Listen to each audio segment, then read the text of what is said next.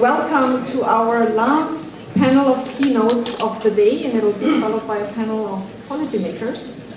This panel focuses on two key words, which is science at scale. And of course, we're talking about science at scale as it refers to the water, energy, food nexus.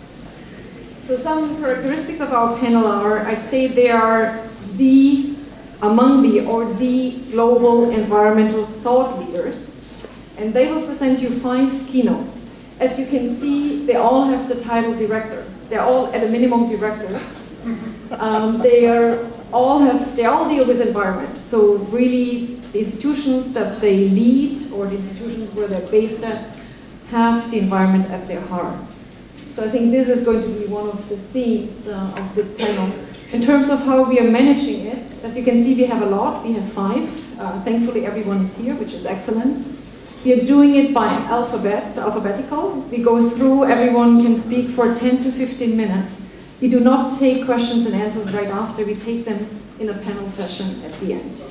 And the panelists, the speakers will get a first reminder after 10 minutes that they should start to come to an end. And with no further ado, I'd like to already introduce our first keynote speaker, Dr. Andrew Noble. He's the director of the CGIAR research program on water, land, and ecosystems. This is a group of 11 international agricultural research centers, together with the FAO. It's led by the International Water Management Institute, based in Colombo, Sri Lanka. Andrew Noble has had many roles at IMI, at the International Water Management Institute. One of them is as regional director for Southeast and Central Asia. Andrew previously also worked with the Australian Centre for International Agricultural Research, or ACR, and with the Australian CSIRO. He also has a PhD in agronomy from the University of Georgia in the US. Maybe one interesting fact is that whenever we water people come up with our grand water ideas, he brings us back to basics by explaining the basic physics and biology challenges underlying our grand ideas. And maybe he'll talk a little bit about that with his first keynote. Thank you very much. Please welcome Andrew.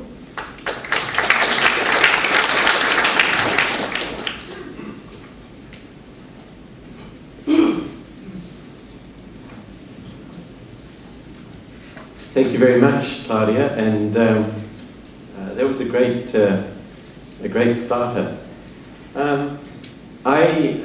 It's a privilege to be here today. This is the first time I've attended one of these conferences, and I certainly have been, I think, overwhelmed with the work that's been done and the level of science that is being presented at the conference. So it's been a great privilege to be here.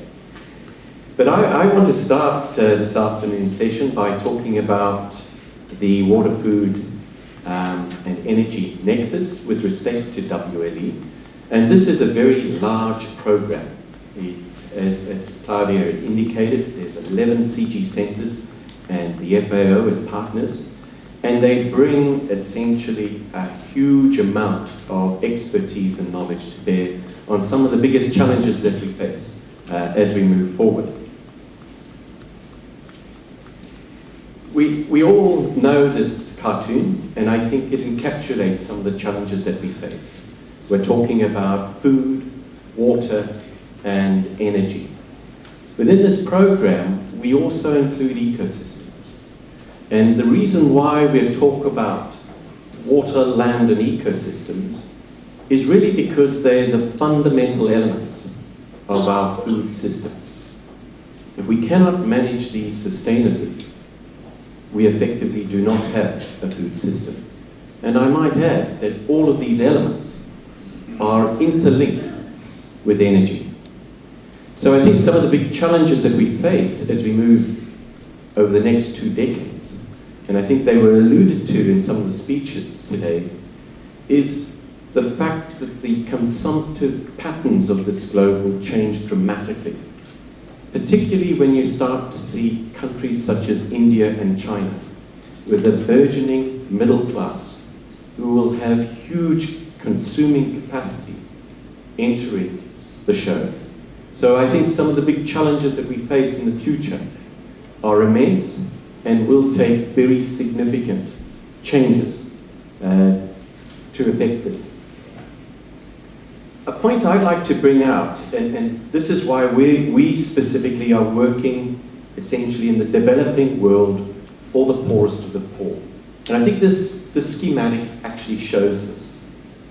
Clearly, access to sanitation, access to food, and access to energy within developing countries is the lowest. And that has huge implications for the future. We need to address that in an equitable manner. And I think this is the key point here, equity. I also think it's very important to put up front some of the big challenges.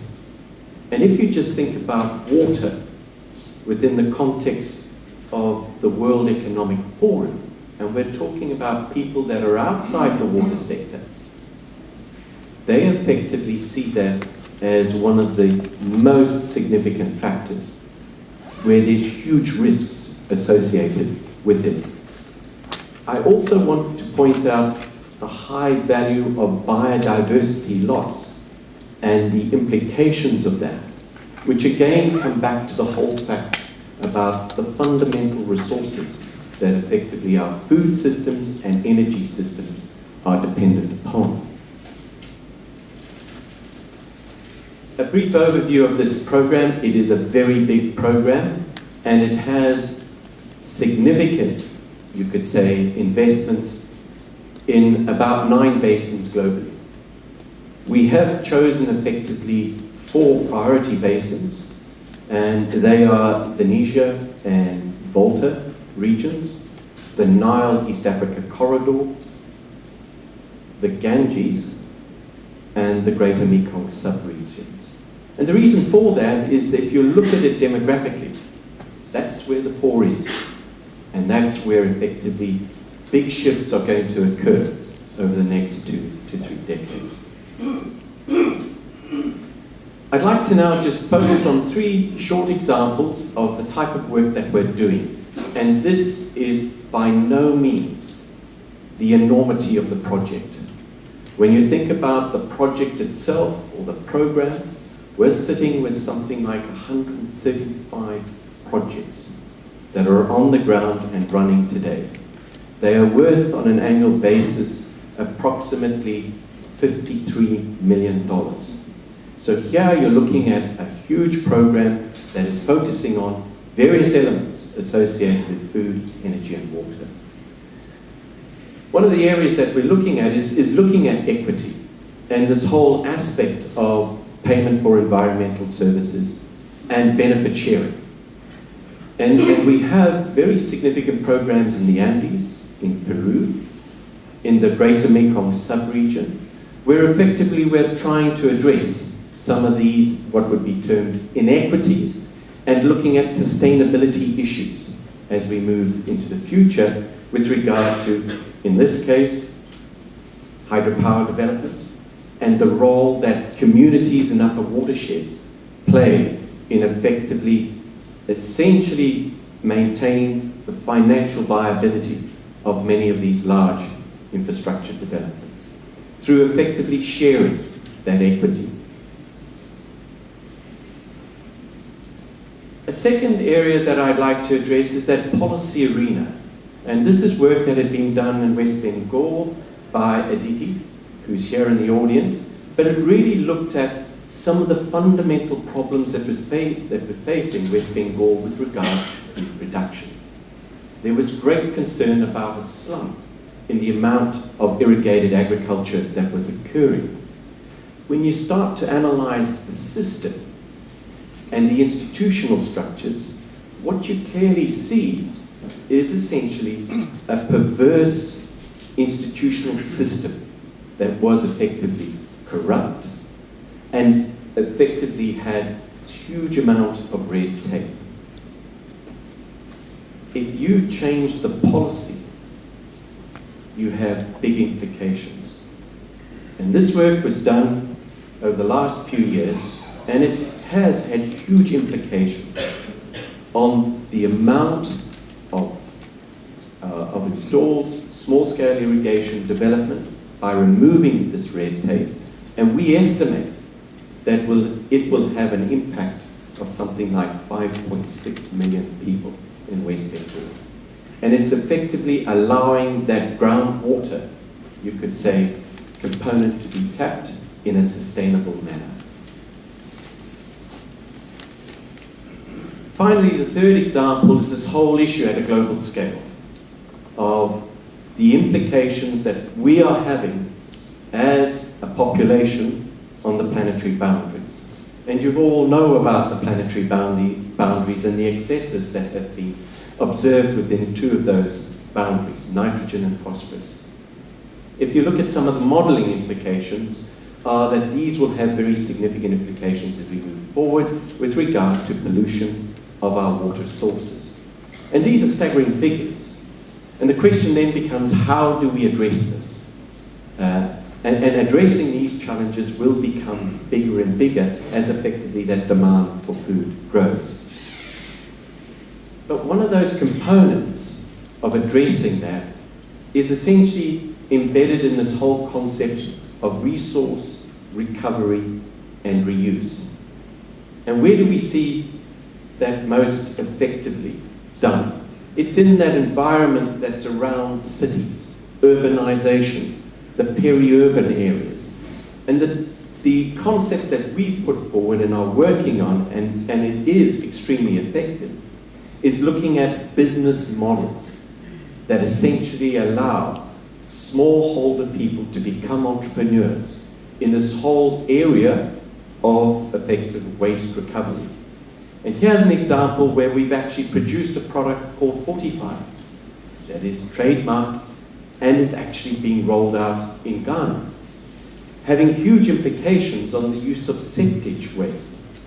And on top of that, looking at energy options for these byproducts with regard to briquettes for cooking, etc., etc. But here you're seeing this whole concept changing, moving from a problem to one of an opportunity. And there are huge opportunities in this whole arena. Finally, I'd like to just say that we think that we've got to look beyond just the farm level aspects. We need to be looking at ecosystems and their functionality as a key entry point in sustainability and resilience within our food and energy production systems. And we need to think about framing the planetary boundaries as essentially our way of addressing some of these challenges. I believe the only way we're going to change, we have technology and we will develop technology.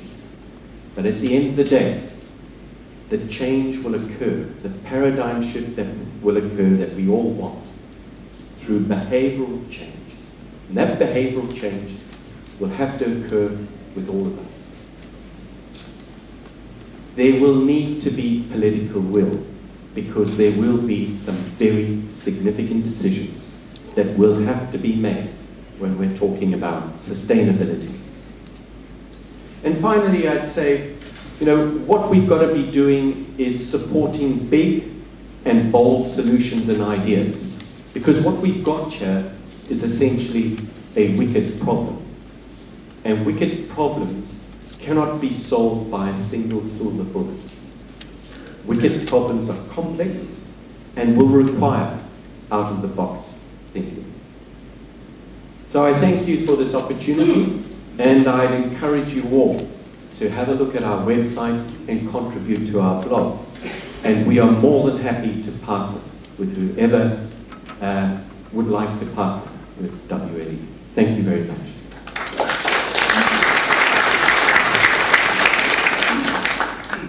Excellent, also excellent in time, so I'll congratulate our first speaker. We move now on to our second speaker, Dr. Byung-Wook, and he told me we can also just call him BW, and so this is very convenient for me. So he's the head of the Korea Environment Institute, which is Korea's leading think tank on environmental policy and environmental impact assessment. which has been operating for more than 20 years already. Dr. Lee has a PhD in environmental management from the University of Manchester in the UK. Of interest, he is a former vice minister at the Ministry of Environment of the Republic of Korea, and even more interesting maybe to some of us, he's on the organizing committee for the 2018 Olympics and Paralympic Winter Games in Korea. And also of interest to, I guess, even more of us is that Korea is hosting the 2015 World Water Forum in April next year. I think a lot of us want to be there. And so I guess he might also be surely he's also a go-to person if you have questions about the forum. And so with no further ado, I would like to invite Dr. Lee to come forward and give his talk, and I'll try to find his slides.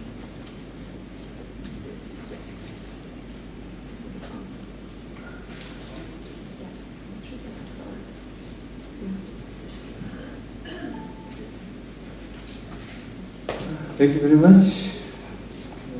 Good afternoon, everyone. We are really on the way of time to wrap up the 2 days conference here. In addition, just at the wonderful lunch, most of you may be a little bit sleepy now. So during my presentation, please feel free and have a short and sweet sleep to reserve your energy for focusing on valuable speech power and me. Anyway, my speech is not based on scientific result, just thought, the relationship between NExus and climate change. Actually, my organization is one of the think tank for environmental policy and environmental impact assessment. Under the umbrella, we have a very special center for climate change adaptation. Last year, early last year, we hosted APAN. APAN means Asia Pacific Adaptation Network. It is quite a big initiative, mainly organized by UNEP in regional office of Asia Pacific. Anyway, I'd like to say something about some connection between adaptation to climate change and NExus approach. As you know, climate change is now being acknowledged as an inevitable global phenomenon. For the world to effectively respond to climate change, we must focus our attention on reducing greenhouse gases through continuous management and minimize damages, while presenting countermeasures to secure possible opportunities. The summary for policymakers, SPM, of the Working Group 2 contribution to the IPCC, fifth assessment report, approved in April in Yokohama in Japan, also emphasizes sustainable development, potential for adaptation, reduction of greenhouse gases, and integration of climate change adaptation. The summary proposes integration and coordination of governments to ensure effective risk management. Key discussions concerning climate change adaptation can be broadly categorized into two approaches. One focuses on risk, while the other focuses on integration. The former is associated with the anxiety across all socio-economic sectors and the increase in damages that may result from climate change. Addressing the climate change risks thus links climate change to the security and safety of society. The latter highlights the need for the integrated response to the management of consequences and the risks of climate change, implying that effective and innovative countermeasures can be developed based on coordinated governance. Combining the two approaches, we can conclude that risk management is necessary for a safe society, which can be achieved by developing effective and innovative countermeasures based on integration and convergence across sectors. This flow of logics coincides with the NExus approach proposed here in 2011 conference. NExus approach was proposed against the backdrop of accelerated development, urbanization, climate change, globalization, and decrease in resources, including water and land. This is in line with recent discussions on adaptation to climate change. In addition, the three guiding principles of the NExus approach, sustainable ecosystems, enhanced productivity, and access to resource for the vulnerable, are tied to IPCC AR5 working group to SPM's discussions on inequality and the vulnerable efficient integration and substantiality of humanity, sustainability of humanity. However, these approaches present new issues, such as the focus of integration, the extent of integration, the availability of required know-how and scientific data, and availability of policy frameworks for the development of efficient countermeasures. To create a safe society through integrated adaptation to climate change, we must first prioritize and concentrate on the following 5 areas. Spatial scope of integration, knowledge-making platforms, integration between infrastructure and ecosystem service, socio-economic behavior research of human, creative policy framework. As first, we need discussion on the spatial scope in addition to the adoption of integrated approach. All-out integration is a complex process. The key to successful integration is to identify the central point of connections. The spatial scope of each field has to be determined before searching for common factors. This is because the factors involved, the extent of integration and complexity, are bound to be different, say at the global level and at the community level. In order to achieve solution-centered integrations, which lays the foundation for climate change adaptation and risk management in building a safe society, it is essential to reduce the spatial scope while expanding the number of sectors involved.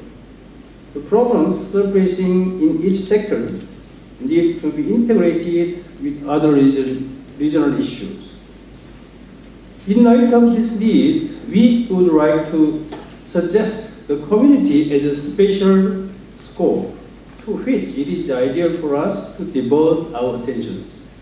Indeed, in both IPCC AR4 and AR5 Working Group 2 SPM, great emphasis has been placed on community adaptation, which is a method of climate change adaptation that can be tied to the efficient effects actually felt by residents. With adaptation occurring throughout communities in a city, it will be possible to integrate problems related to the vulnerable, risk management, and environment, and climate change. The second, the discussions are needed to build a platform in generating solutions through integration. The NExus approach presents efficient and innovative solutions by integrating various fields, but it requires a platform from which we can derive knowledge and resources. If a community is set as a spatial scope, there has to be a process that identifies the need of its residents, thus ensuring actual adaptation and problem solving. In identifying such needs, traditional method of needs assessment has been recently been connected with language processing-based data mining. It is important to be aware not only of problems existing within communities, but also of the solution to such problems. The needs of residents will contribute to building the foundation for adaptation to climate change. These identified needs will serve as a local knowledge and also provide a base for understanding the embedded characteristics of the community. Third, there has to be integration between infrastructure and ecosystem services. Traditionally, the infrastructure in existing cities has been developed to serve scientific needs, specific needs. For instance, roads has been constructed to facilitate commuting. Now, the infrastructure must be considered together and, if possible, integrated with the ecosystem services. Whereas the efficient elimination of pollutants from the environmental media has been the main focus in the past, rather than the sustainability of the ecosystem. Guiding principle of the NExus approach is to improve productivity through better ecosystem services. For urban communities, to overcome climate change and environmental issues, ecosystem service must be integrated into existing infrastructures.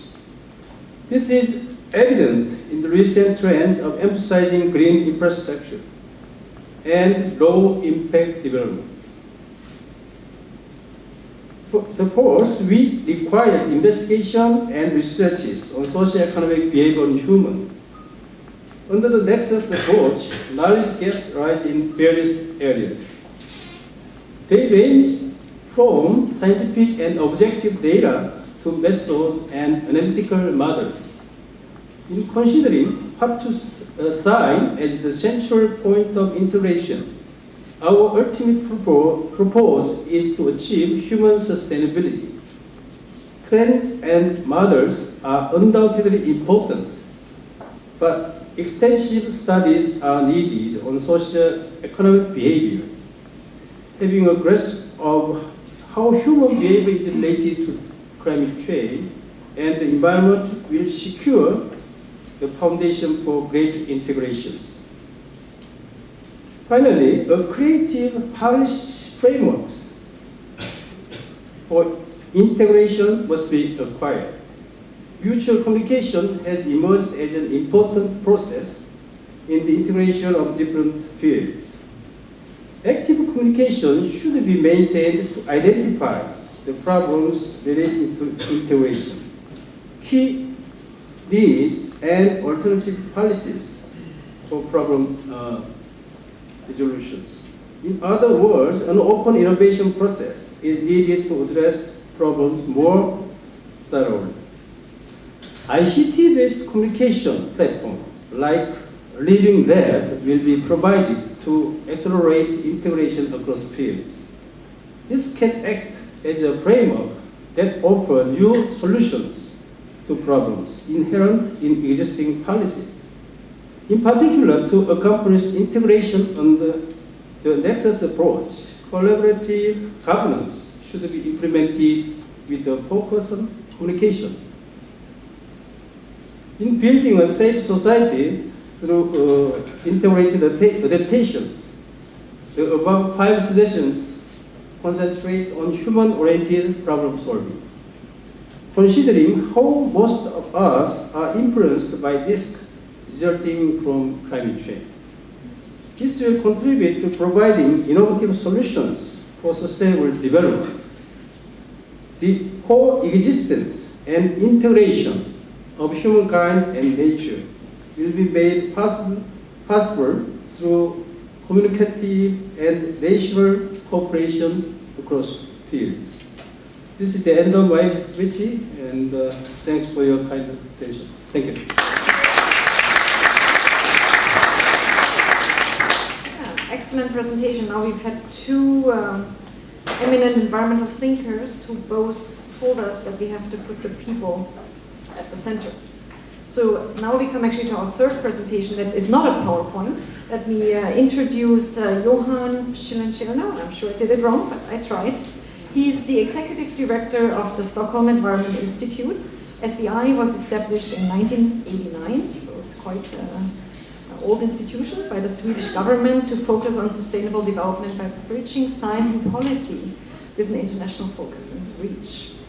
Johan has obviously been very intimately involved with the various water, energy, food nexus initiatives. I've most recently had the pleasure to listen to you last November in Berlin, Germany, where there was also a nexus dialogue took place. But prior to engaging in the nexus, he was involved with the, he was a chief technical advisor actually of the UN Water, based at the FAO. He served in various UN agencies in New York and Geneva. He also established the Swedish Waterhouse Initiative. And so I've already alluded to the Green World Water Forum, and there we have a second opportunity. This September again, as every year, the World Water Week will take place in Sweden. And if you have questions, I'm sure Johan will be able to help you. Of interest as well is that he has a background in paleoclimatology. So which I'm surely you can apply to the nexus as well, and it should be applied to the nexus. Of even maybe greater interest is that he was recently nominated as the most influential environmental thinker of Sweden. So I think we all look forward to listen to Johan. Thank you.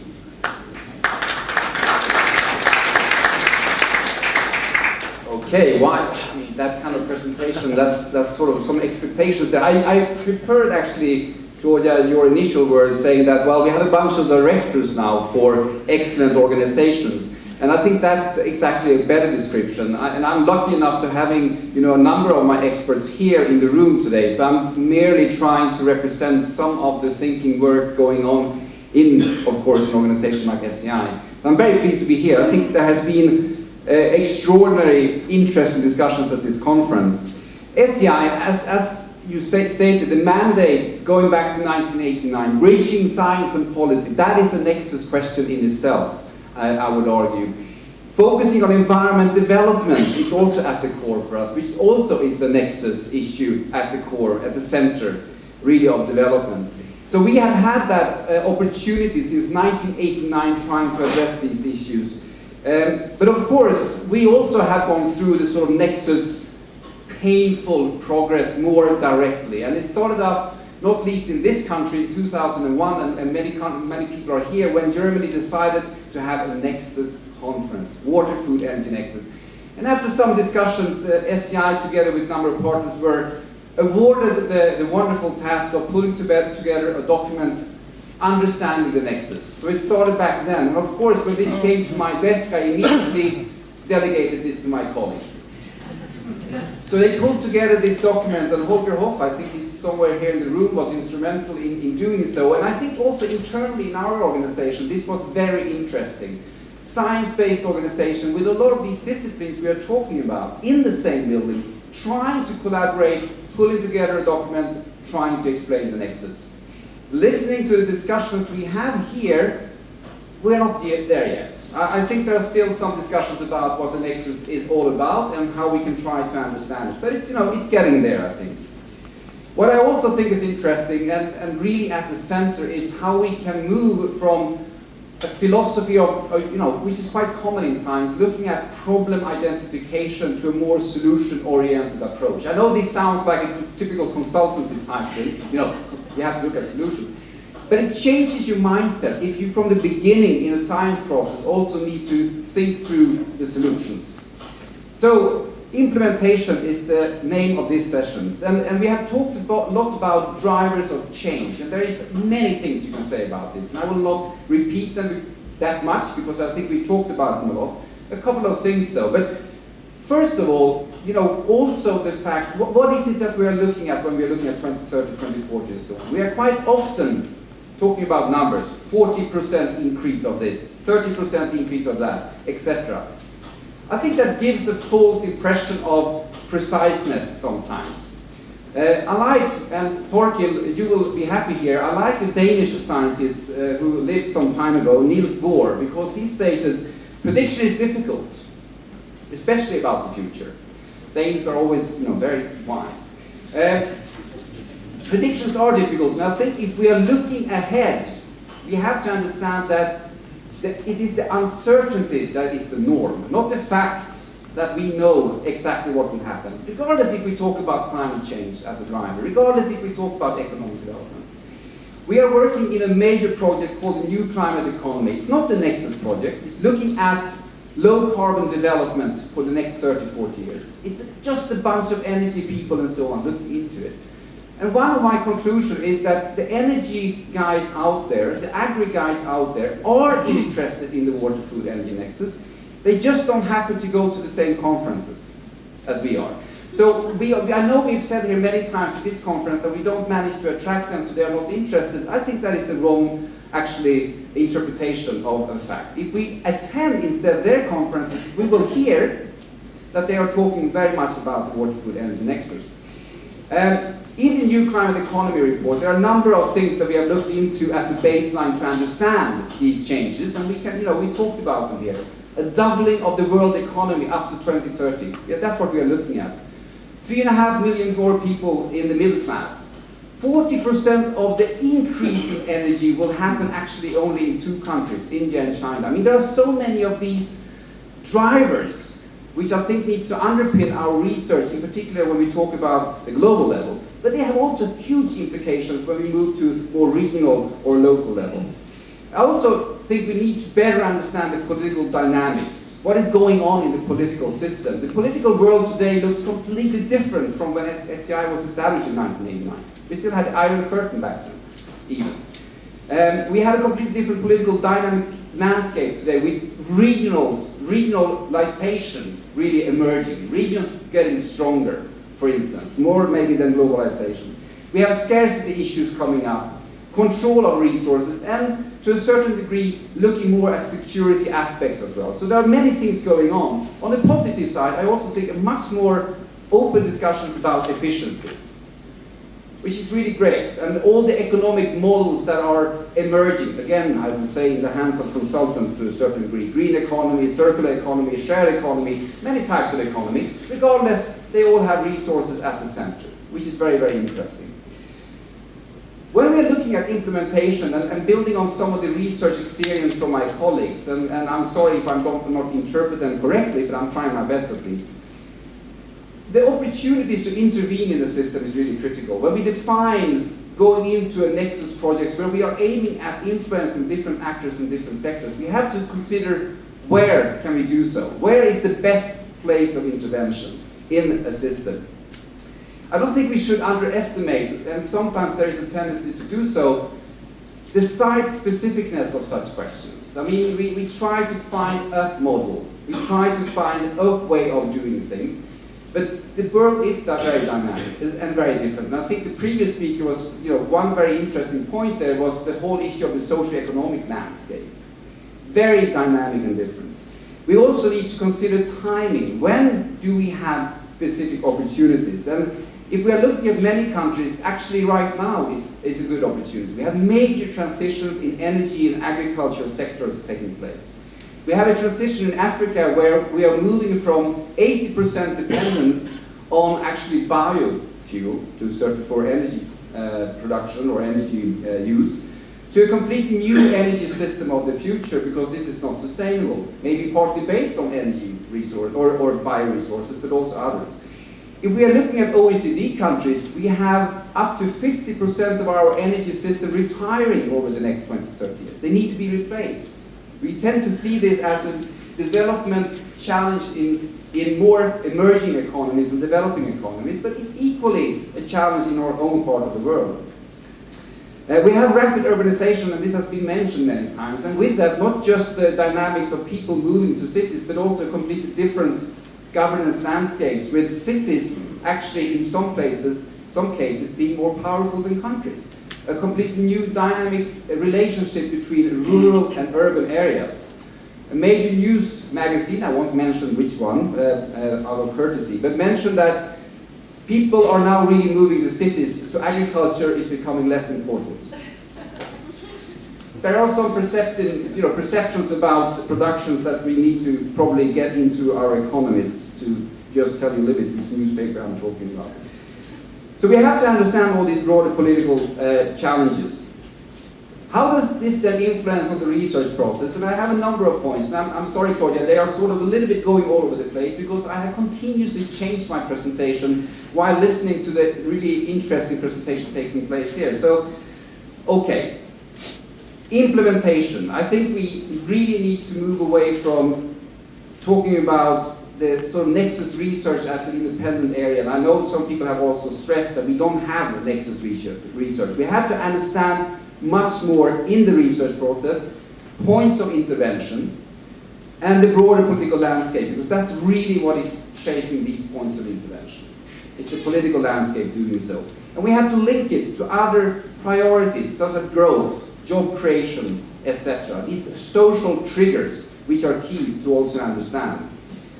And implementation is not sometimes well understood by us. I have, over recent months, worked more and more with the financial sector, trying to understand how you get the financial sector involved in sustainability. We're always talking about that we need them to be more engaged for investments.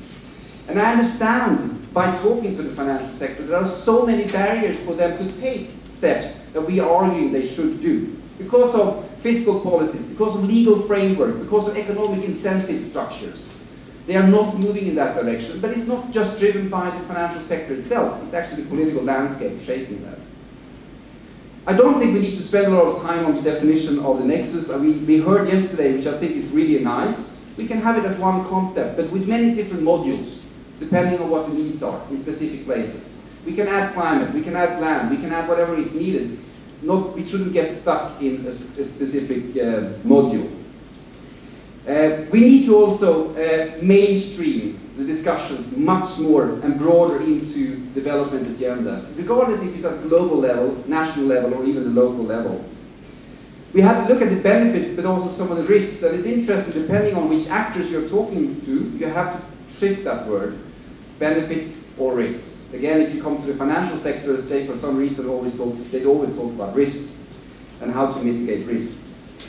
So mainstreaming this beautiful word, meaning everything and nothing, mainstreaming the Nexus into broader development agendas and policies will actually be critical. And you can have another example. We talk quite often about climate finance, climate adaptation finance. It's interesting.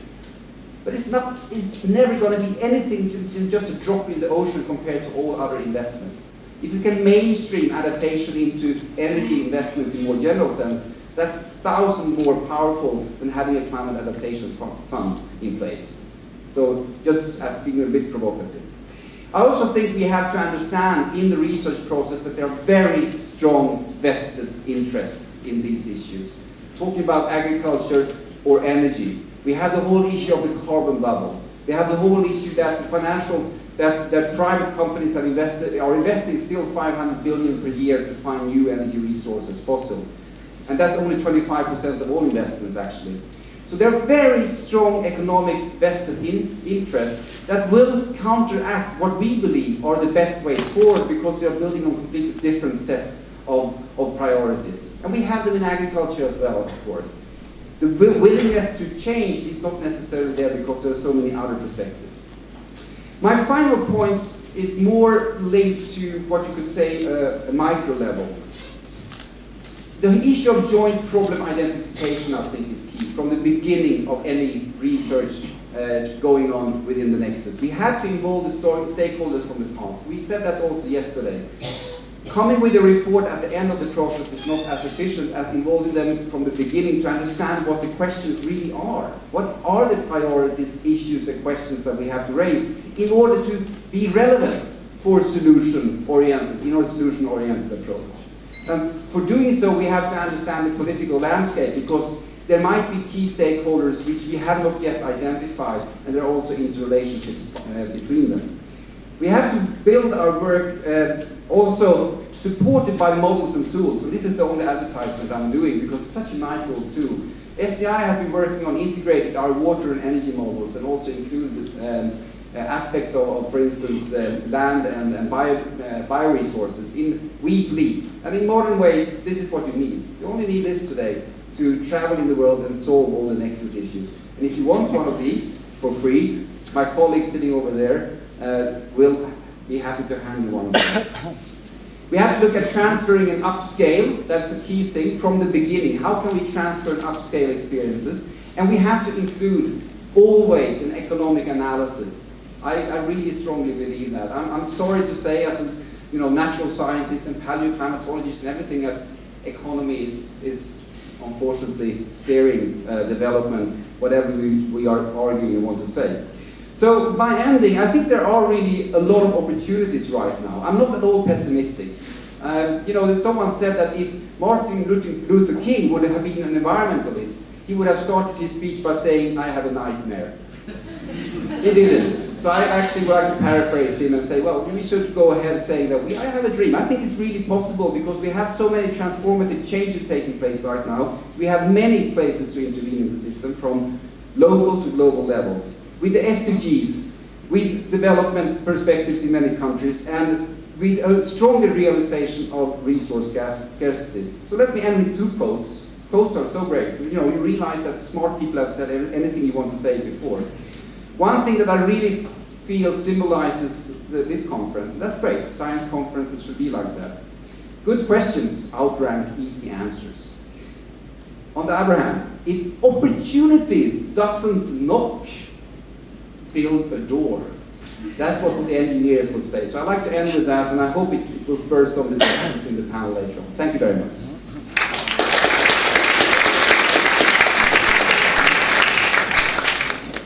Excellent presentation. I took away a lot of things from the presentation. I guess first and foremost, economists are still business, so that's good to know. We are locked, so I might need someone who's unlocking.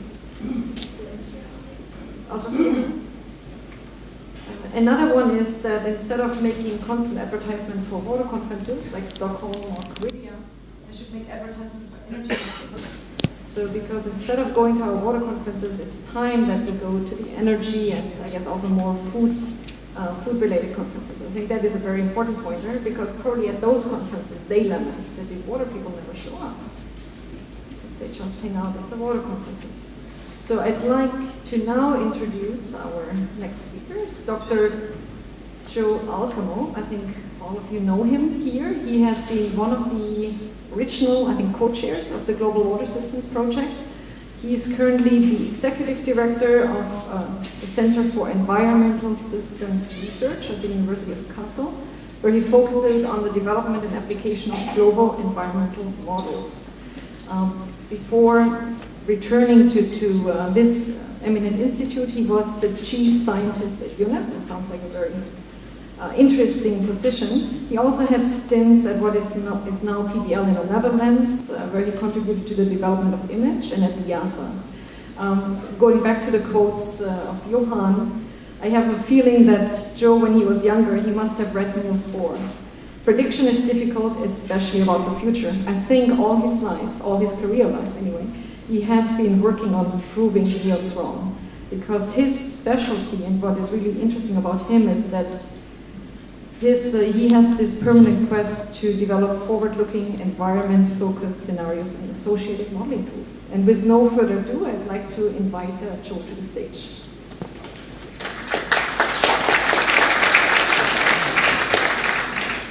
Thanks very much for the introduction, Claudia. But the problem is that now that I've reached a certain age, I'm getting a little bit nervous because the scenario exercises I carried out 20 years ago begin to catch up with me.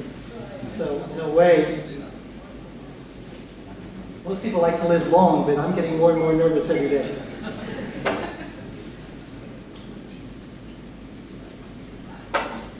Anyway, the mission that I was assigned, which I chose to accept, was to try and convince you in the next 15 minutes that water quality belongs at the heart of the nexus of the food, energy, and water nexus. And now that I have my slide advancer, everything should be perfect. Okay, now that my slide advancer doesn't work, my world has become less perfect very quickly. I'll just do it by hand. Yes, very good. Okay, and we'll do it by hand, then let's crank out everything. Okay, anyway, in conclusion, sometimes it's better. I noticed you started with my summing up slide, by the way. You gave away all my final answer. Anyway, let's get going here. So the first question we could ask is simply whether we should worry about water quality altogether. What you see here on these three different graphs are three different trends in the world in water pollution in different parts of the world. It's showing the level of organic pollution as indicated by something called biochemical oxygen demand. It's showing the trend over the last few decades. The diagram on the left shows the trend in a river in the UK showing decreasing organic pollution, which is typical for most of Europe and North America. In the middle you see a river in Morocco where there's no clear trend. On the right you see the trend in a river from India, which is quite representative of trends we found in the developing countries, with steadily increasing organic pollution and other types of pollution over time. Now, what's going on here and which parts of the world are most affected? On the left you see an example of one of the scenarios from the Millennium Ecosystem Assessment, as it turns out, which seems to be actually turning out to be okay, I'm happy to see, at least. It shows the areas in the world where it's expected to experience a doubling in wastewater production between the 90s and 2050, where for sub-Saharan Africa, these scenarios found that there would be an increase more than a factor of 3.5 over that time.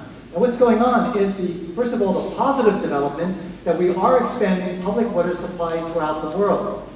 Sewage is being collected and taken away from the cities, providing more health protection in the cities. However, the sewage is also being concentrated but not treated. It's being dumped more and more into rivers, into lakes in a concentrated form, leading to increasing levels of water pollution. Now, the extent of this water pollution is being assessed as part of something called the UN World Water Quality Assessment. And you see in the lower diagram is just one example of some recent estimates. The little squiggly lines in yellow and red indicate the rivers in that part of Africa where we've estimated that the BOD concentrations are high such that organic pollution is quite high.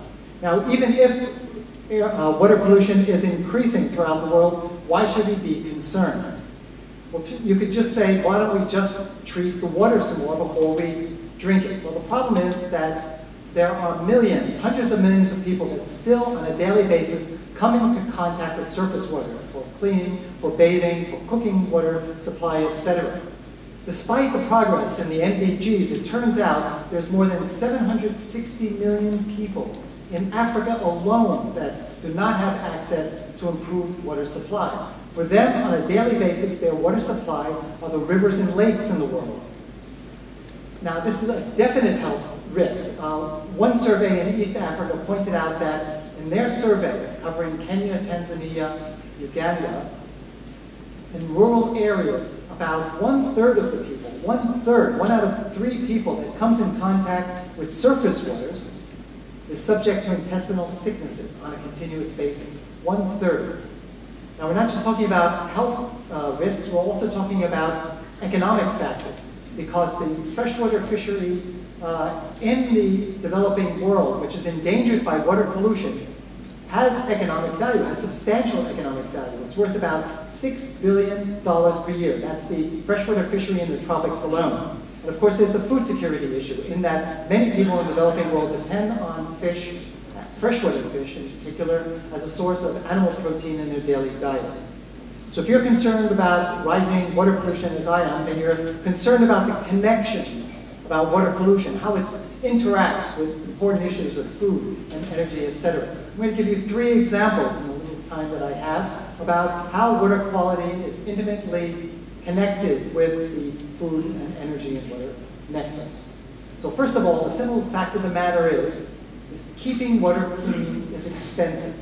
It costs a lot. Now, what are some indicators of that? Well, if you add up all of the costs to clean water and wastewater in the UK, it turns out that it's equivalent to the total electricity used in a year in over 2 million UK households.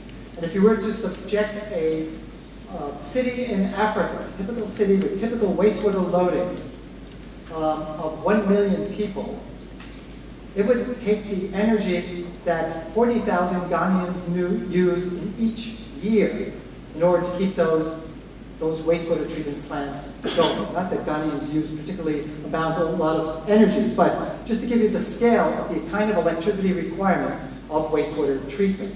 Now, there's various options, which is good news, in order to lower these energy requirements, from demand side interventions like improving the energy efficiency in wastewater treatment facilities, of which there's many opportunities, as well as supply side, providing the electricity not through fossil fuels, but for example, through solar, or not using conventional wastewater treatment at all, but a lower energy intensive variety like constructed wetlands to treat wastewater.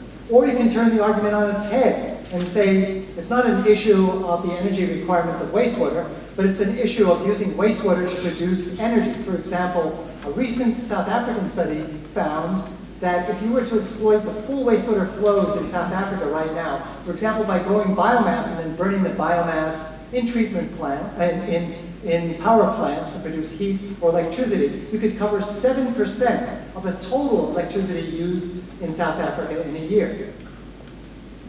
So, important connections between water quality and energy. Second example is I want to give you one example of many of how food and water quality are closely connected, in the issue I call the self-limiting cycle of producing food from irrigated farmland. And we all know that the food demand is stimulating the fact that we produce 40% of our food on only about 18% of our cultivated land, which is irrigated. But we also know that these irrigated lands, apart from producing a lot of food, are also producing a lot of runoff of pollutants, among which are dissolved solids, which raise the salinity levels of the rivers which they're dumped into, making the salinity levels downstream such that the water supply is unfit for further use of irrigation. Now, we've known this for a long time, and there's lots of watershed-based studies. We're only now beginning to appreciate the extent of this possible problem. This is output from the UN World Water Quality Assessment, the pre-study going on now.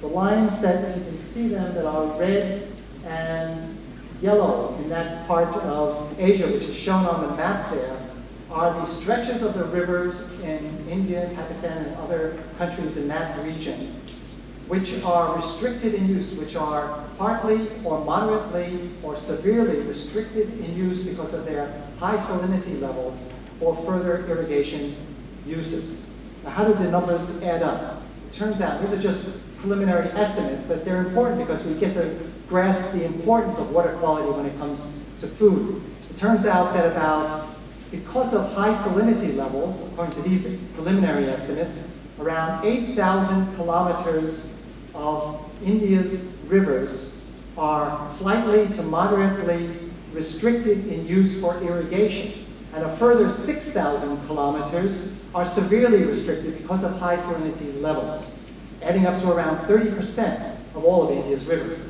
And about 30% also of Pakistan's rivers are similarly restricted for irrigation use. So something to keep in mind, the close connection between water quality and food production, especially when we talk about food production in the future. Now, the third and final example I'd like to talk about is a connection not only between energy and water quality, or food and water quality, but energy, food, and water quality in the case of biofuels and nitrate pollution. Now, we all know there's a connection between competition between biofuel production and food production, for example, in the use of productive corn areas in the United States to produce not food or feed, but to produce ethanol, which has now been in several studies documented as leading to an increase in food prices around the world. We know that connection.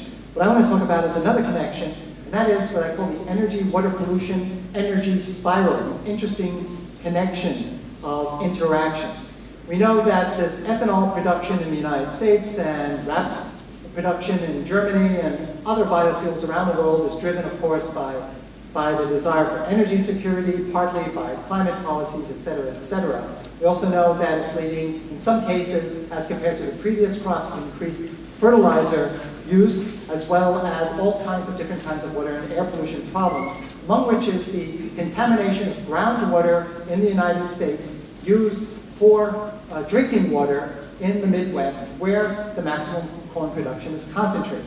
This has led to the buildup of nitrate in these groundwaters and has led to the interference of using some of these groundwaters for water supply. So that map on the upper right shows the areas where there's concentrated corn production in the United States, and below is an interesting map which shows in colors red and yellow, the areas of groundwater most affected by nitrate contamination. Now, colleagues in the United States, Toomey et al., did an interesting analysis. They said, okay, so much more ethanol production is expected in the next decade because of national energy policies. Around 2/3 more ethanol production is expected. This will lead to about 1/3 higher nutrient loads. What they did was they said, okay, we can estimate what the increase in nitrate contamination will be and calculate how much additional water treatment we'll need in order to bring it down to norms, drinking water norms. And lo and behold, you can do it and it'll cost energy. What a surprise. They estimated it will cost an additional around 2,300 million kilowatts per year for this additional water treatment. Now, is that a big number? Well, it turns out that 2,300 million kilowatts is about the total electricity production in Cambodia. It's about half the total electricity production in Tanzania. Now, they don't have the highest production in the world, but entire countries' electricity requirements are coming from this very unvirtuous loop between producing biofuels to solve our energy requirements and ending up them indirectly requiring more energy. But I guess it's good for the energy industry, but maybe. Anyway, there are solutions to this as there are for everything, moving on more quickly to second generation biofuels, producing more electricity rather than fluids, fuel fluids from biofuels, for example. Integrated nutrient management. There's a whole variety of ways which we can address this problem of the unintended side effects of biofuels. But there is an important connection between water quality and energy and food in this respect that we have to keep in mind. So just to wrap up, what should we do? Just a couple of ideas. First of all, on the science policy interface, I want to add my 2 cents to the many, many good suggestions we've heard today and just in a few minutes ago, etc. I would say that one key thing is to work with existing institutions rather than to expect unrealistically we're going to be able to transform in the next 5 years or so government. That we need to intervene in a strategic way. For example, what we need is in regional governments and national governments where they have an influence on agricultural planning, on water pollution control, etc., to set up cross-departmental working groups, at least, on energy, agriculture, and water. Another thing we could do is to expand the portfolio of the managers on the watershed level. Those managers, the commissions working in the Rhine Valley and working in the Danube Commission, which are already concerned with water quality, to expand their portfolio to include food and energy issues that are connected to water quality. Also, governments can set as a policy that when we do studies of pollution control, which we want to continue doing, that we do full cycle, end-to-end studies of pollution control, that we take into account, for example, the energy costs of wastewater treatment in thinking about what these pollution control plans should be. Now, for the researchers, we've got lots of tasks ahead of us. I think that it's time now for a new wave of studies on both renewable energy and sustainable agriculture. We have had now at least 2 decades of excellent case studies or studies on the urban scale and how renewable energy could work. Now, what we have learned is that not all renewable energy systems are the same. You can configure bioenergy production so that it produces a lot or much less water pollution. You can configure your usage of wind parks so that you can make it harmonized to industrial areas already on the landscape, or you can totally destroy the landscape by putting them at the top of your most scenic hills. In other words, there's renewable energy systems and there's renewable energy systems. I think we as researchers need to think about from an end-to-end basis which of these renewable energy systems are most compatible with the kind of goals we've been talking about for food, energy, as well as water quantity and quality. And likewise, we now have to think about scaling up various models of sustainable agriculture in the respect that we have to find out which scaled up models will maintain the yields we need in the world, food production we need in the world, but at the same time will be most compatible. Which models of the many models of sustainable agriculture will be most compatible with our goals for food, energy, water quantity, and quality. And in connection with the post-2015 agenda, I had to say something about the SDGs. I think there's going to be a huge momentum coming out of those discussions for worldwide wastewater treatment, which I think is a good thing. But it's going to be mostly for conventional wastewater treatment. And I think the scientists need to get busy in carrying out studies which we haven't carried out before. And what are the implications of scaling up alternatives to conventional, energy-intensive wastewater treatment, the models that are out there now, the kind of models of greywater reuse, of reusing wastewater and for agricultural irrigation, et cetera, et cetera. We need to examine the consequences of these alternatives in a more scientific way to inform policy. So, to conclude, it looks like water pollution through much of the developing world is increasing, and this has important implications in terms of health risks and also impacts on the economy and food security in the developing world especially. I think because of the fact that water pollution is increasing, that we need to be concerned about its connections with the food and energy and water nexus. I showed 3 examples of these linkages. The issue of energy costs of wastewater treatment, the water quality constraints possible for irrigation, and also for the water pollution impacts of biofuels. Because of these and many other connections, I believe at least that water quality is at the heart of a nexus of food, energy, and water. Thank you very much.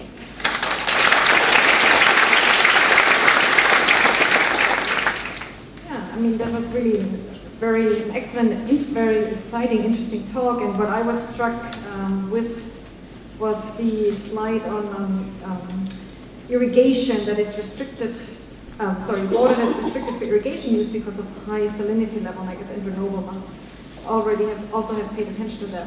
So there's another energy twist to that, because these guys in Pakistan happily or unhappily continue to irrigate, but what they do, because the water is really very saline, so they actually pump fresh groundwater to supplement the salty surface water. And that's another energy nexus right there, because we have 10 million tube wells in Punjab province in Pakistan alone, and 60% of direct energy use in agriculture is to pump the fresher groundwater. So it's a very clear additional nexus. So, but we have to move to our last very interesting talk. And I'd like to introduce Dr. Zafar Adeel. He's the director of the United Nations University Institute for Water, Environment and Health. It's a mouthful, and therefore they, on their website, also call themselves the UN Water Think Tank, which is much easier to pronounce. Dr. Zafar has had many previous hats and positions. Among others, he actually was in the private sector, which I think is very interesting, because a lot of us go directly to public sector research organizations, but he also has had a stint at the private sector.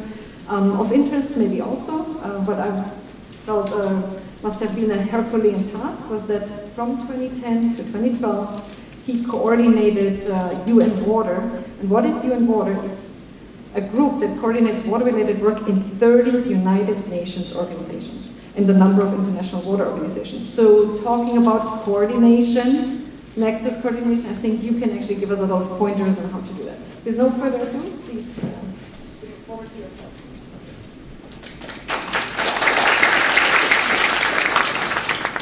Thank you very much, Claudia.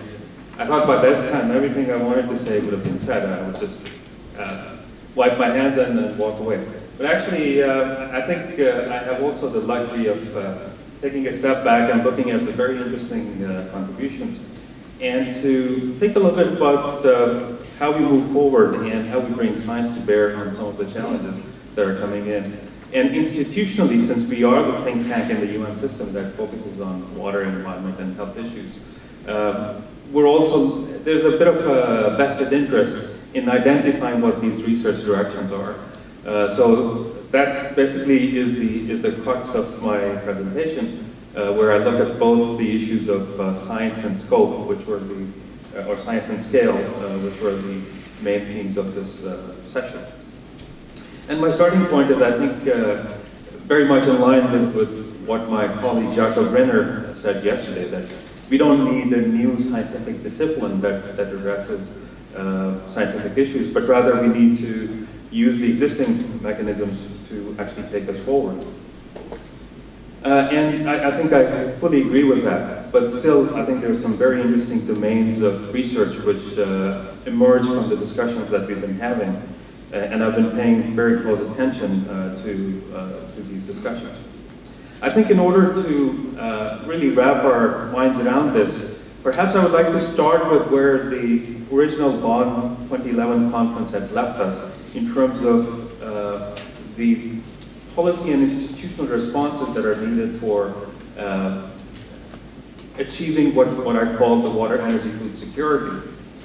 And there were three broad directions that came out. The first one was that we had to connect this whole dialogue to the economic development narrative, and you've heard this repeated many times. I think the key thing is that we have to measure this in terms of the new capital and investments which are mobilized in this direction. And of course that ties in very nicely with the post-2015 development agenda, which I'll come back to in a minute. There's also the human and social dimensions, which I think you briefly touched on, but we haven't really dug quite deep into those. We've talked about the livelihoods and job creation, but we haven't spoken so much about human rights, human well-being, which is a very broad concept that came out from the Millennium Ecosystem Assessment. So we have to actually start to think about how those dimensions will be captured. And then the last one, and this is where we have heard quite a lot in terms of how the NExus security issues are integrated, whether it's at the policy level, or we heard a couple of interesting presentations, including one from our colleague from ECE about the transboundary component and how that can play in. But the question is, where are the roadblocks to actually moving forward on this before we start identifying these scientific domains? And I would say one of the biggest roadblock is the asymmetries between these three components that we're trying to look at.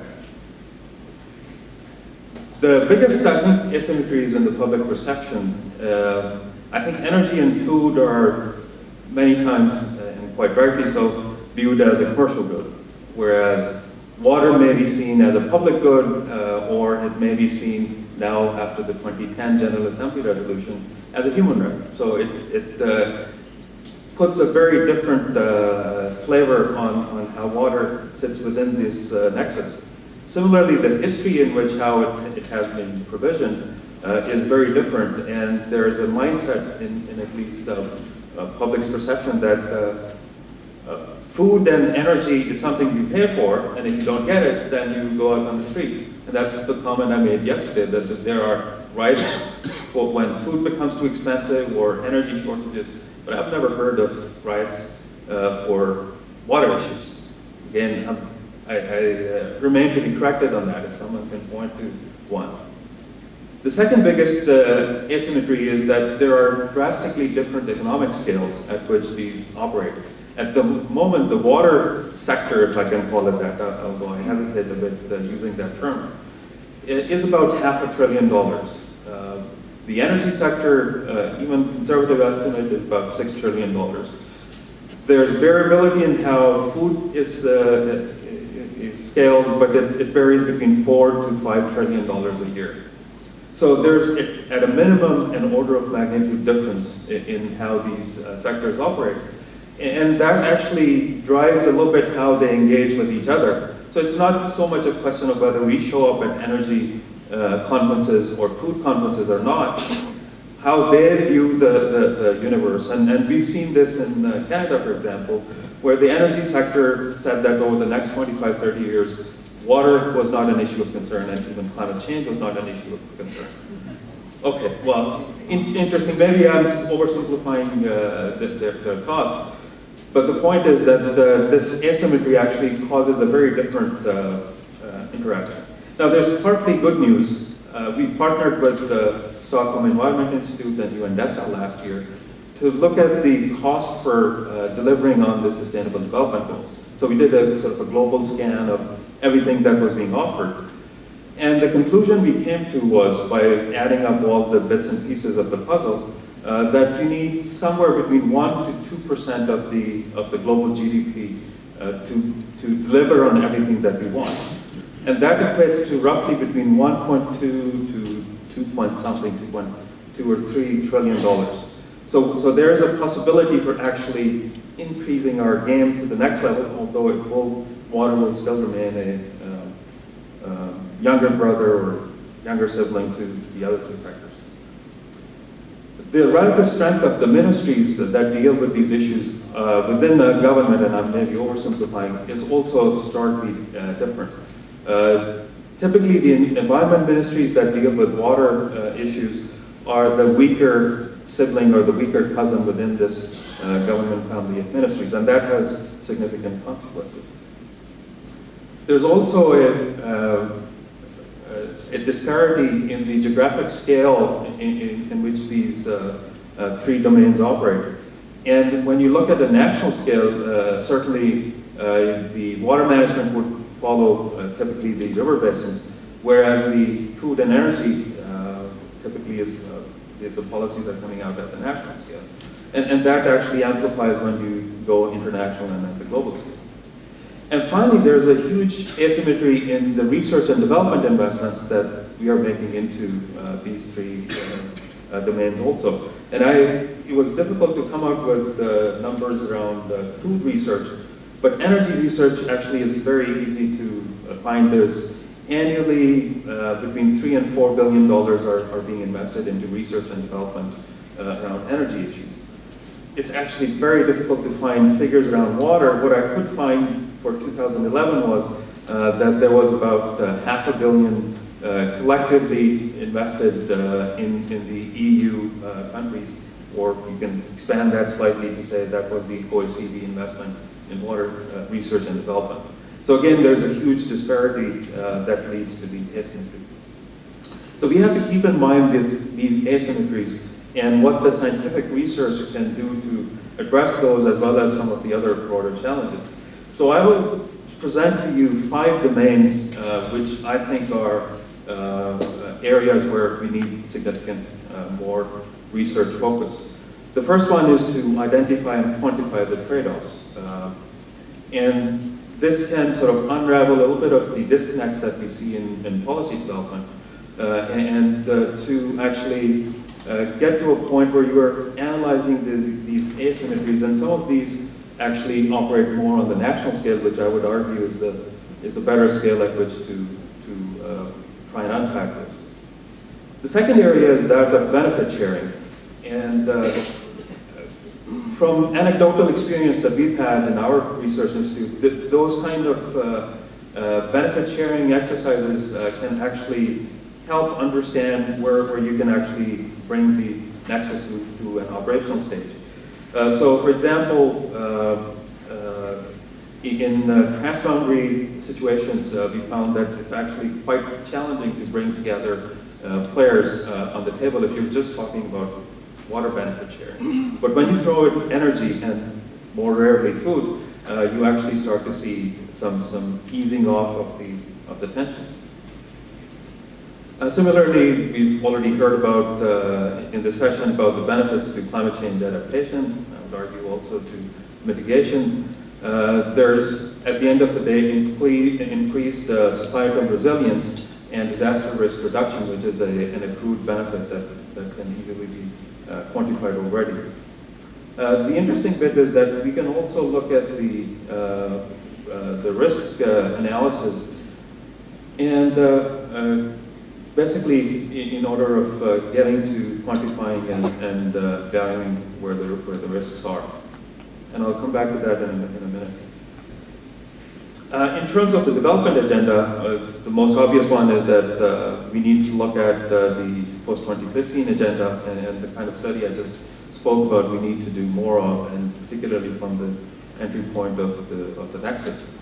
And again, that can then have trickle-on effects to economic and policy instruments, and eventually the consideration of social equity, etc. And the fifth domain is the identification of resource-sufficient technologies. So it's not a question of whether we have good or sufficient technology, but how they plug in together to reach an optimum effect. And that's where further research work is needed.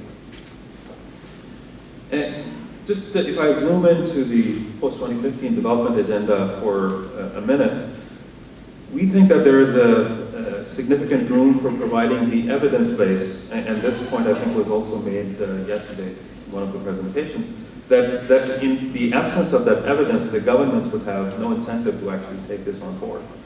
And that will also have to be linked to indicators, measurement, assessment, and evaluation, and also to implement, define scenarios in which this implementation can take place. But there's quite a lot that the research community can do. There are some risks, however. There are, as I said, there are skewed public perceptions, which makes it difficult to come up with rational guidelines for policymakers. And there are issues like fracking, dams, biofuels. Regardless of which side of the equation you sit on, these are very politicized and very polarizing issues. And it makes it difficult for scientific community to jump in and start providing evidence. The second risk is, as a consequence of the asymmetries, the lobbies that support each of the sectors also are significantly stronger for the food and energy sector. So unless we can convince those lobbyists that it is in their interest to join the NExus, they will actually thwart any output from actually reaching the policymakers. On the flip side, there's also opportunities. We can obviously drive the policy agenda, particularly if we're able to get in the door through the post-2015 goals. You're setting the development agenda for the next 25 to 30 years. There is also social and economic benefits, which are quite obvious, and also at the end of the day, there are behavior changes that can come out, and particularly in terms of the public consumption patterns, and we've heard already quite a bit on that. My final thought and slide on who actually gets to do this research. And the obvious answer is that the academia and the scholarly research community would probably carry the bulk of this weight of conducting this research. But we think that there is a significant role for think tanks in the middle, which oftentimes serve as knowledge brokers to actually go from sort of first order research to findings which are more policy relevant and digestible to policy audiences. And my final thought is that actually, since I am in the UN system, that the UN system itself can play a very significant role. And we haven't had actually that discussion in this conference as yet. We already have two coordination mechanisms. Claudia mentioned UN Water, which I had the privilege to chair for a couple of years. There's also a parallel mechanism called UN Energy. There isn't one on UN Food as yet, not that I know of, but there are other mechanisms on food as well. So I was thinking that perhaps we could think of a UN Nexus coming up in the next few years that would actually serve as a coordination mechanism. And here's just some first thoughts on who could be on that Nexus. And of course, the agencies and organizations which are here, my own, UNEP, FAO, other ones, UNDP would be a very interesting one, the UN Industrial Development Organization, the Institute for Renewable Energies based in Abu Dhabi, and also UNDESA, et cetera, et cetera. But I think this is an interesting thought process that we should pay some attention to in terms of how the UN system can actually be of assistance in not just connecting to the policymakers, but actually supporting some of the research that can lead us to better implementation of the Nexus. So with this, I conclude my talk, and back to you, Claudia. Thank you very much again for 5 excellent talks. I'd like to ask the presenters to now go to the table. Given that we don't have that much time, officially we should be ending at 15, but we'll be ending at around 20. Please go to the table. We will just take some Q&A, so we'll just do some question and answers. And basically, you know, I won't summarize the talks. I think they'll be available somewhere on the web, and this is really going to be just a Q&A. And personally, I just had to make one comment. I'm based in Canada, so I'm very surprised that the Canadian government doesn't think climate change is a big problem for them. Given that last year the metro system was shut down because of forest fires up north that prevented the energy to come down to Montreal. Given that we have so low flows in the St. Lawrence that they were considering to stop the transportation. one of their major transportation artery, and given obviously growing floods all over Canada. Anyway, so let me please now start. You see the various presenters here. We'll take 3 questions at a time. And then please always say who you are. And I mean, if you know who you want to answer your question, please do so as well. Any questions? Or you were like, everything has been said, no questions? Okay, we have a question here. Sure. 2. Oh, no, there is. Good. Yeah, thank you. I'm Robert Butcher from the Austrian Development Agency. I hear very loud myself here. The side of the speaker. So, actually, I have a question, 2 questions. One addressed to Johan, which I think is quite interesting. You mentioned that there is the energy people are talking NExus, the agricultural people are talking NExus, and we often say also that we should not be in our sector silos. There is also a risk to get to fall into a NExus silos. I think what I want to say is to be pragmatic, because there is certainly work needed in the sectors, which is sector business, and then there are areas where we need to work with others. No? That's obvious. So are you thinking of that type of interrelations we need with the others, where we should have joint work with the agricultural, the energy people, and probably also with other people? And for the UN University proposal of a UN-NExus body, I think it's a very good proposal if you scrap other. So I think we should always make a proposal for a new institution. You know, make a proposal for one institution when you at least replace that with 2 other institutions. Next one, Martina Scheumann from, I think, DIE, is that right?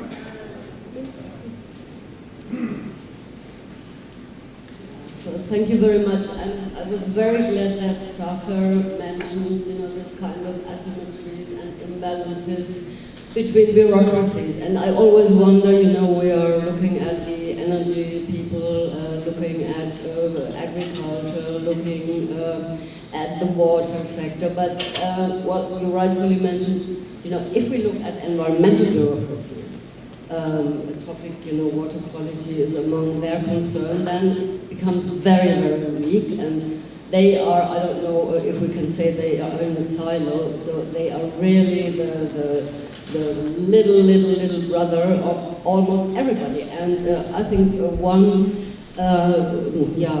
problem we should think about, because we are also working towards policy recommendations and so on and so forth, is how to increase and strengthen the role of environmental bureaucracy and environmental regulation. I mean, I'm not very much in favor of, let's say, strict environmental regulation and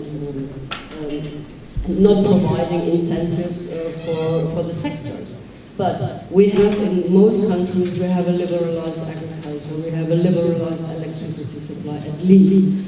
Water, okay, that's a little bit, it's a public good, and we have communities providing, or municipalities providing water supply.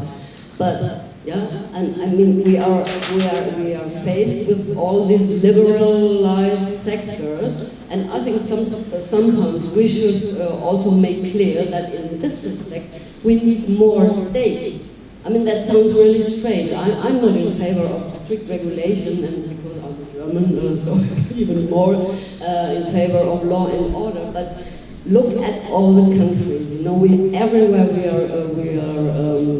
have these developing markets, and we have disappearing state regulation and disappearing state capacities. And I think in terms of environmental protection, in terms of protecting water quality or whatever, I mean, and we have to think about what kind of instruments because we should not lose that out of sight, because we're talking about nexus, and sustainability in the water energy food nexus is not automatically environmental. So. I think a great contribution. Do we have a third intervention? Oh.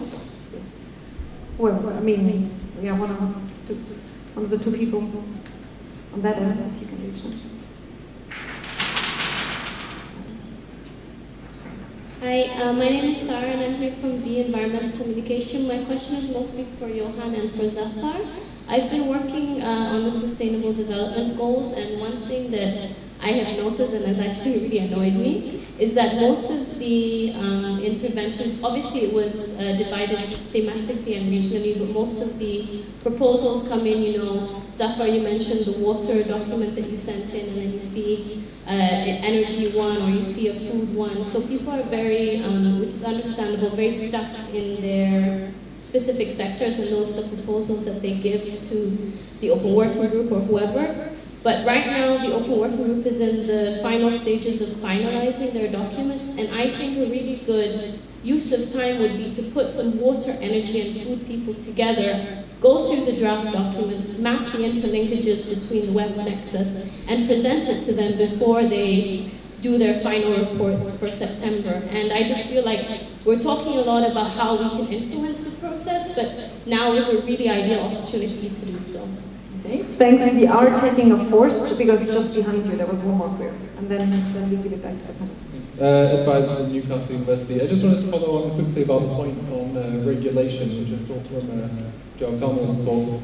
In the UK, the energy use in the wastewater sector has almost doubled in the past 15 years because of the Water Framework Directive, and I'm not sure if that's also been the case in other countries. And secondly, there have been measures to get all companies to reduce their emissions, and then the water companies have found themselves prohibited from, let's say, developing renewables because it's outside their core business, and so the economic regulator prevents this. So perhaps it's going to be both, but will regulation be a barrier to better Nexus working, or can we design better regulation to have more synergies in this? Thank you. I think some very thought-provoking questions, and I'll pass right back to the panel. There was at least one question from Martina asking if we need more state environment, more environmental regulation. Maybe you can address that and then just pass the mic. Okay. Okay. Do you want to address one of the questions? I think that's a very good point, and coming from effectively working in emerging and developing countries, often many of these countries have policies that are there, and very strict environmental policies, and the challenges that you have is essentially the implementation. And to me, it makes no sense having any policy if you haven't got the means of implementation. And these are often state-based, you could say, economies where this doesn't happen. And I think, to me, that's a fundamental challenge that we have in many of the developing and emerging economies. Thanks. Well, there was a number of questions partly directed to my presentation. I think on the issue of when I stressed the fact that water is quite visible also in discussions, research discussions, policy discussions in other sectors. This is based on my experience of attending such meetings. It doesn't imply that it's perfect, far from it, and in particular when we're looking at, for instance, some of the energy research we're doing, they take the traditional saying water is an input, and they understand it's scarce, but they don't sort of necessarily discuss it in a broader framework with competition with other sectors and so on. I think one reason is what you were pointing at, they are so much stronger economically, so they don't see it as a challenge, because if they need water in the energy sector, they're going to get it, they're going to pay for it.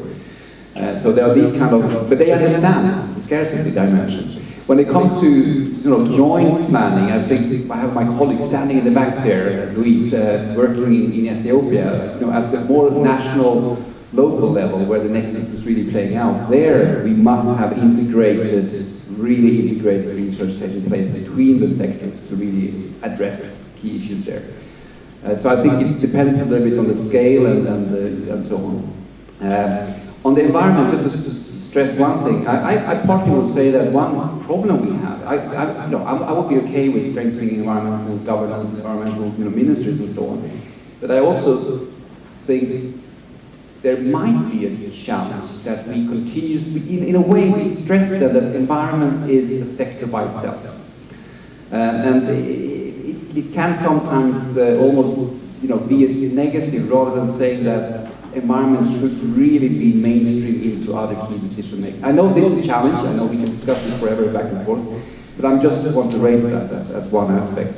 And then on the final one, I agree. I mean, there is this is a classical example when everybody has to try to get their stuff into the SDGs, and that's where we are now. I'm more optimistic about, and it's maybe a good idea in this case, that the policymakers working on the SDGs, they will take a broader approach in a way. Okay, they get all these inputs, but in the end they are looking at a much broader development environment landscape and will try to balance between different sector perspectives. So I think, first of all, that we should trust that governments have a capacity to listen to experts but not necessarily take everything ad notam.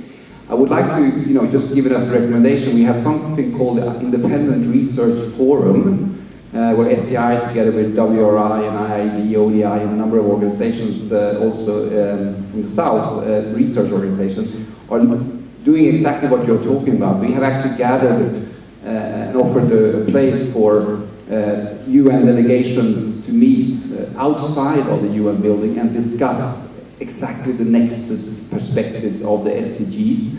And one of the discussion briefs that my colleague Marion can also provide you up here is addressing exactly the water, food, energy nexus perspective that was presented to delegations there, as serving as a starting point for discussions.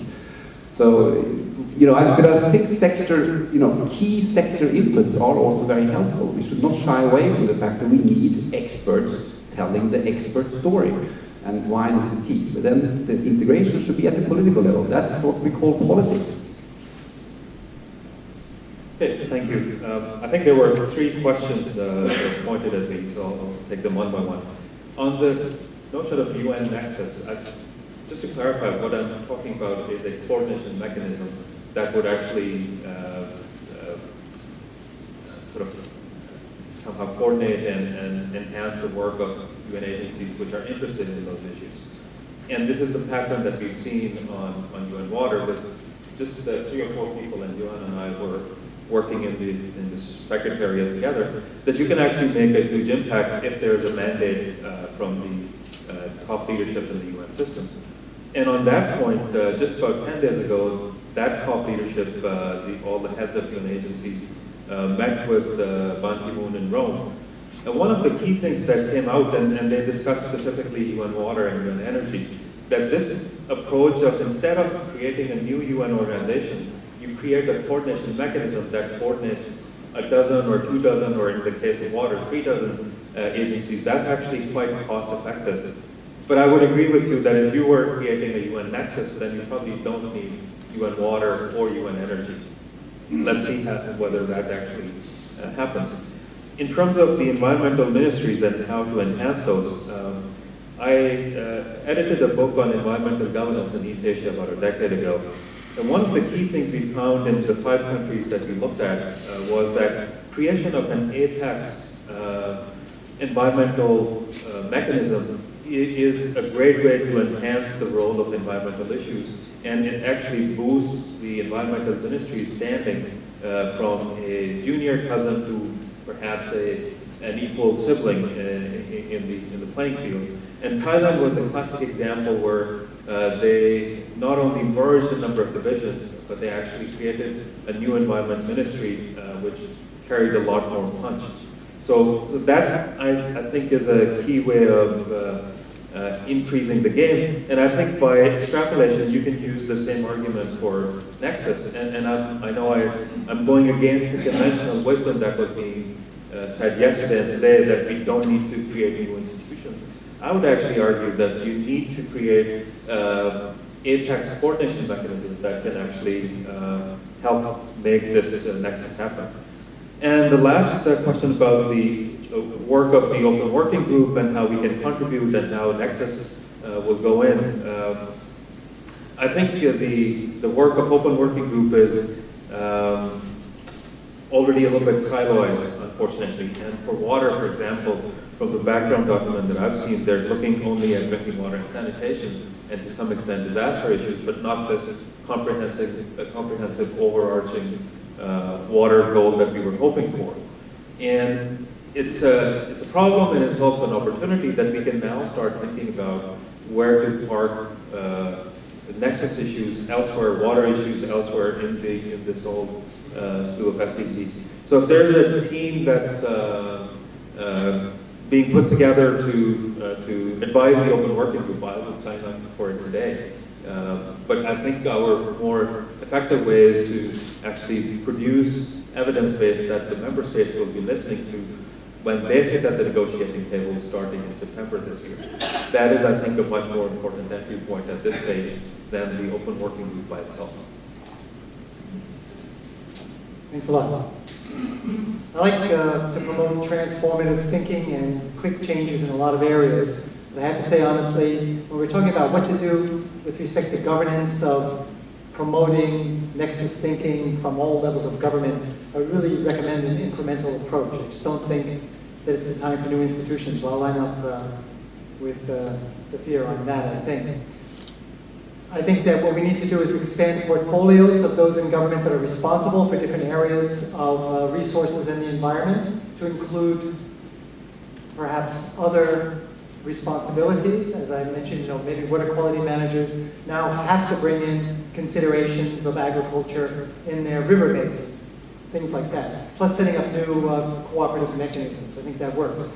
But what's really missing, thinking about it, is we're expecting decision makers, politicians, or public servants to think in a yet broader way than the way they're thinking, and they're simply not trained for it.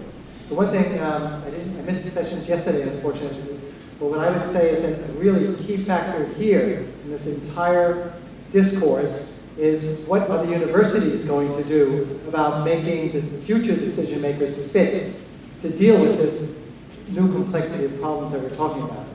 Last point I'd like to make with regards to the SDGs, which are close to my heart since I spent so much time over the last year and a half on them. Just want to give you the tip that UNEP did its best and is doing its best to champion an integrated approach.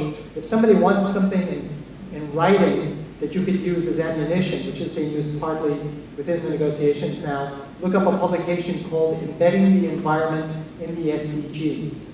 Just Google that with UNEP, and that'll give you almost some guidelines on how we can promote an integrated approach, which, by the way, I hate to say, science is probably not going to influence too much. I can tell you the trains left the station, and they left the station before we even know there was a train, because it's incredibly complex and interesting. What science can do, what we must do, is anticipate the outcome of the SDG negotiations next year. And there's going to be an important role in monitoring the SDGs and implementing the SDGs. Personally, between you and I and the rest of the world, we did a very bad job when it has to do with the MDGs. We finally came around to recognizing that monitoring and verification was needed about halfway into the process. Scrambled to pick it up, and some excellent work's being done. But I always ask myself, there's so many well-motivated people out there interested in sustainability and global change. Why aren't all of these institutions and all of these universities cranking up their opportunities now, their efforts to monitor and anticipate the SDGs and help them get implemented? Thank you very much. We don't have time for more questions, but I'd like to get still comment from Dr. Lee. And first I wanted to mention, I think it's a greatly missed opportunity. Water is not a separate goal. We know how it goes, it's embedded somewhere. Anyway, Dr. Lee, so in terms of this, so you're the Korean Environment Institute. We heard about the importance of, strong environmental regulation. So how is your institute dealing with water-related ministries, food ministries, energy? I mean, who's the boss, basically? Yeah, it's one of the top issues. But in the case of each environmental policy, it's it's very difficult to coordinate with the other sectors of the approach. So in the case of Korea, we experienced the green growth initiatives last 5 or 6 years ago. Already we mixed some mixtures, policy mixtures between environment and energy and environment and other, the industry and building and whatever. But finally, we found the important thing is framework, basic framework of the policies. I mean, there are some regulation. On the other hand, we have policy market-based mechanisms. It is closely related with the tax mechanisms. So the two approach that it was a big obstacle from the finance ministry or whatever. So nowadays we are talking about price mechanisms gives great impact in every sector. So the basic policy framework is very important, and how to integrate them into many sectors. So we are undergoing and talk about that issues with National Assembly or Prime Minister's Office to cover every sector. Okay, thank you. Thanks so much, and please a final applause to our excellent keynote speakers.